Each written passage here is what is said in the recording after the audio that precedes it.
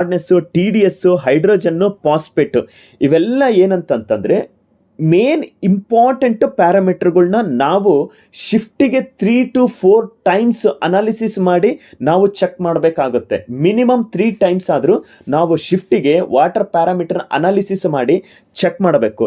Check ಮಾಡೋದು ಇಂಪಾರ್ಟೆಂಟ್ರ ಜೊತೆಗೆ ನಮಗೆ ಇಲ್ಲಿ ಕೊಟ್ಟಿರ್ತಕ್ಕಂತಹ ಪ್ಯಾರಾಮೀಟರ್ಗೆ ಈಕ್ವಲ್ ಬಂದಿದೆನಾ ಬಂದಿಲ್ಲ, ಒಂದು ವೇಳೆ ಬಂದಿಲ್ಲ ಅಂತಂದರೆ ಏನೆಲ್ಲ ಮಾಡಬೇಕು, ಅದಕ್ಕೆ ಏನೆಲ್ಲ ಟ್ರೀಟ್ಮೆಂಟ್ನ ನಾವು ತಗೊಳ್ಬೇಕು ಅನ್ನೋದಕ್ಕೆ ಈ ಒಂದು ಸಿಂಗಲ್ ಶೀಟಲ್ಲಿ ನಾನು ಕೊಟ್ಟಿದ್ದೀನಿ.